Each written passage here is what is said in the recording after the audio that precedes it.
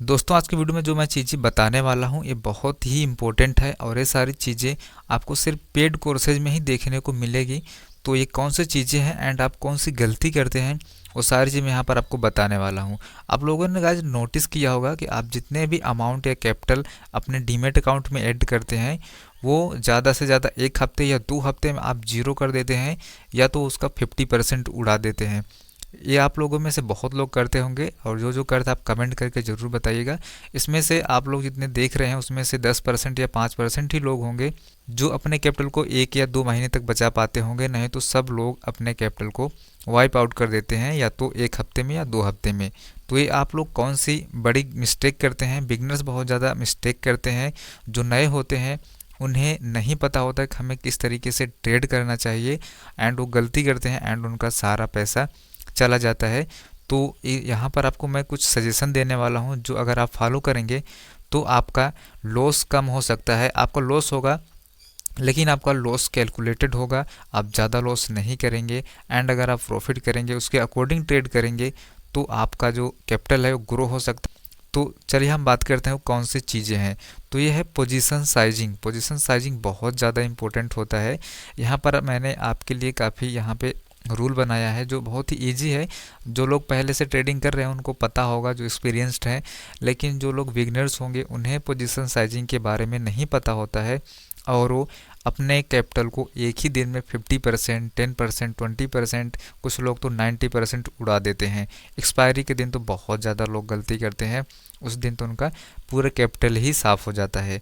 तो ये position sizing बहुत ज़्यादा इंपॉर्टेंट होता है। तो जैसे मान लीजिए आपके पास अगर कैपिटल 20,000 रुपया है, आप 20,000 से ट्रेडिंग करते हैं, तो सबसे पहले आपको इसमें से पता कर लेना है या आपको निकाल लेना है कि आप डेली कितना लॉस लेना चाहते हैं। मतलब अगर आपके पास 20,000 रुपया है तो अगर आप इसका 5% डेली लॉस लेना चाहते हैं, 5 या 10%, तो 5% बहुत होता है, इनफ होता है। अगर आपका 20,000 का अगर कैपिटल है तो इसमें से आप 5% का डेली रिस्क ले सकते हैं।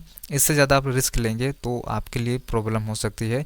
तो इसका 5% कितना होगा? 1,000। तो आपका डेली रिस्क हो जाता है 1,000। लेकिन बिगिनर क्या करते हैं तो पहले अपने रिस्क को ही फाइंड नहीं करते हैं और वो ट्रेड करना स्टार्ट करते हैं। उन्हें पता ही नहीं होता कि हमें कितने लॉसेज पर, कितने जो हमारा ट्रेड लॉस हो जाएगा तो हमें ट्रेड को क्लोज करना चाहिए, और वो इसी वजह से अपने जो कैपिटल को साफ कर देते। और मान लीजिए आप निफ्टी 50 में ट्रेड करते हैं, क्योंकि जितने लोगों के पास छोटा कैपिटल होता है वो निफ्टी 50 में ही ट्रेड करना चाहिए। अगर आप नहीं करते हैं तो आपको निफ्टी 50 में ही ट्रेड करना चाहिए, क्योंकि बैंक निफ्टी में बहुत ज़्यादा वॉलेटिलिटी होती है, आपका स्टॉप लॉस हिट हो सकता है बार बार वहाँ पर। तो इस चीज़ को आपको ध्यान में रखना है। तो यहाँ पर आप निफ्टी 50 में ट्रेड करते हैं और आपका डेली रिस्क है 1,000, 20,000 कैपिटल के हिसाब से। अगर आपका कैपिटल ज़्यादा है तो आप उसका भी 5% निकाल सकते हैं। तो यहाँ पर हमारा इतना रिस्क है। तो अगर आप यहाँ पर देखेंगे, जैसे आपने कहीं पर ट्रेड करते हैं, पहले मैं आपको चार्ट पर दिखा देता हूँ। जैसे यहाँ पर अभी मार्केट लाइव यहाँ पर मैं आपको दिखा रहा हूँ, आप देख सकते हैं अभी निफ्टी 50 यहाँ पर चल रहा है। तो जैसे अगर आपको यहाँ पर लग रहा है कि मार्केट यहाँ पर आया है और यहाँ पर आने के बाद ऊपर से रिजेक्शन लेके नीचे के साइड आ रहा है, और आपको मान लेते हैं कि आपको लग रहा है कि अब मार्केट यहाँ से नीचे जा सकता है, मतलब ऊपर से यहाँ पे से कई बार रिजेक्शन मिला है तो मार्केट नीचे जा सकता है। तो यहाँ पर आप जैसे मान लीजिए आप यहाँ पर एंट्री लेना चाहते हैं, तो यहाँ पर हम डाउन साइड के पुट साइड में एंट्री लेना चाहते हैं, तो हम यहाँ पर क्लिक कर देते हैं और हम स्टॉप लॉस इसी के हाई का जस्ट लगा देते हैं कि इसके ऊपर जाएगा तो हम निकल जाएंगे। तो हमारा स्टॉप लॉस यहाँ पर कितना बन रहा है? 12 पॉइंट का, और हम टारगेट यहाँ पर ले लेते हैं।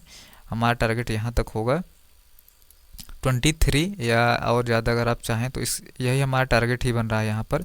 तो यहाँ पर आपने एंट्री लिया और आपका स्टॉप लॉस यहाँ पर 12 पॉइंट का बन रहा है। मान लीजिए हम मोटा यहाँ पर मान लेते हैं 10 पॉइंट का आपका स्टॉप लॉस बन रहा है, और यहाँ पे 20 पॉइंट का हमारा टारगेट, यानी 1:2 का हमारा यहाँ पर रिस्क रिवार्ड रेशियो बन रहा है। तो अब कुछ बिगिनर क्या करते हैं, जैसे आपका यहाँ पर 10 पॉइंट का रिस्क बनना है तो आपको कितने में ट्रेड करना चाहिए। तो यहाँ पर मैं यही चीज़ें आपको समझाने वाला हूँ कि आपको स्टॉप लॉस के हिसाब से ही अपने लॉट साइज़ को घटाना या बढ़ाना है। आपको पहले से फिक्स नहीं करना है कि हम 10 लॉट में ट्रेड करते हैं तो हमेशा 10 लॉट में ही ट्रेड करेंगे, ये आपको गलती नहीं करना है। और ये सारी चीज़ में आप यहाँ चार्ट में आपको वही बताया हूँ। तो यहाँ पर हमारा 10 पॉइंट का स्टॉप लॉस बन रहा है और 20 पॉइंट का टारगेट। तो यहाँ पर अगर आप चार्ट में देखेंगे तो यहाँ पर मैंने 5% के रिस्क के हिसाब से यहाँ पर मैनेज किया हुआ है। जैसे 10 पॉइंट का अगर आपका स्टॉप लॉस है, अगर आप एक लॉट बाय करते हैं तो आपका कितना स्टॉप लॉस अगर हिट होगा तो कितना आपका पैसा जाएगा, 500 रुपये। क्योंकि आप देखेंगे तो 10 पॉइंट का स्टॉप लॉस है, 50 क्वांटिटी होती है, तो अगर इसका मल्टीप्लाई करेंगे तो 500 आपका एसएल होगा अगर ये आपका ट्रेड लॉस में जाता है। तो आप क्या कर सकते हैं, या तो आप इस तरीके से 2 ट्रेड एक दिन में कर सकते हैं, नहीं तो अगर आप दिन में एक ही ट्रेड लेना चाहते हैं तो आपको क्या करना है, आप 2 लॉट ले सकते हैं। अगर आप 2 लॉट लेंगे तो आपका रिस्क यहाँ पर 1000 का होगा अगर आप 10 पॉइंट का स्टॉप लॉस लगाएंगे। लेकिन अगर आप और कहीं ट्रेड करना चाहते हैं, कहीं पर और सेटअप बना और वहाँ पर सिर्फ स्टॉप लॉस आपको 5 पॉइंट का है, मतलब छोटा सा आपको स्टॉप लॉस वहाँ पे मिल रहा है, तो आप क्या करेंगे, तो यहाँ पर आप देख सकते हैं आपको 1000 का ही रिस्क लेना है, तो इसके हिसाब से आपको यहाँ पर अब लोड साइड घटाना बढ़ाना है। तो यहाँ पर अगर 5 पॉइंट का स्टॉप लॉस है, अगर आप एक लॉट बाई करते हैं तो यहाँ पे 250 का रिस्क बनेगा, लेकिन हमारा डेली रिस्क है 1000 का, या तो आप एक साथ 4 लॉट यहाँ पर बाई कर सकते हैं। तो इस तरीके से जो हमारा स्टॉप लॉस के हिसाब से जो हमारे ये लोड साइड घट रहे हैं, बढ़ रहे हैं, इसी को हम कहते हैं पोजीशन साइजिंग, और बिगनर इसी को फॉलो नहीं करते हैं और उसी वजह से काफ़ी ज़्यादा लॉस होता है। और जैसे आपने कहीं पर ट्रेड करने वाले हैं और वहाँ पर स्टॉप लॉस काफ़ी बड़ा बन गया, 20 पॉइंट का बन गया, जैसे हम मान लेते हैं यहाँ पर आपने, मैं एग्जांपल के लिए यहाँ पर बता रहा हूँ, आपका 20 पॉइंट का आपका स्टॉप लॉस कहीं पर मिल रहा है एंड 40 पॉइंट का आपका टारगेट मिल रहा है, तो तब आपको क्या करना है, तो आपको अब 4 लॉट में या 2 लॉट में ट्रेड नहीं करना है, जो आपका रिस्क होगा उसी के हिसाब से आपको ट्रेड करना है। तो आपको वहाँ पर कैलकुलेट करना होगा। जैसे यहाँ पर आप देखेंगे तो अगर 20 पॉइंट का स्टॉप लॉस बन रहा है, अगर आप एक लॉट बाई करते हैं तो इसका अगर दोनों का आप मल्टीप्लाई करेंगे तो 1000 आ जाएगा, मतलब आपका एक लॉट आप बाई करते हैं तो एक लॉट में ही आपका जो रिस्क होगा 1000 का होगा।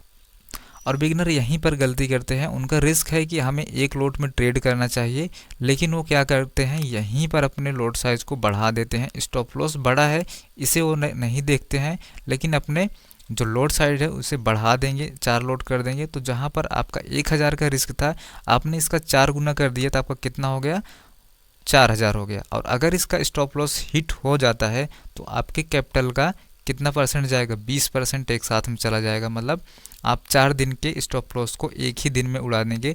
और जैसे आपको इतना बड़ा लॉस होगा आप उसे देख नहीं पाएंगे क्योंकि काफ़ी बड़ा लॉस होगा, और वहाँ पर आप शुरू करेंगे रिवेंज ट्रेडिंग या ओवर ट्रेडिंग, एंड जिसकी वजह से उसे रिकवर करने के लिए आप बिना एनालिसिस किए, क्योंकि अगर आप कोई ट्रेड नहीं किए रहते हैं तो आप बहुत ज़्यादा एनालिसिस करते हैं कि कहाँ पर हमें पोजीशन बनाना चाहिए, कहाँ पर नहीं बनाना चाहिए, लेकिन आपका जैसे ही एक बार लॉस हो जाता है तब आप एनालिसिस करना कम कर देते हैं।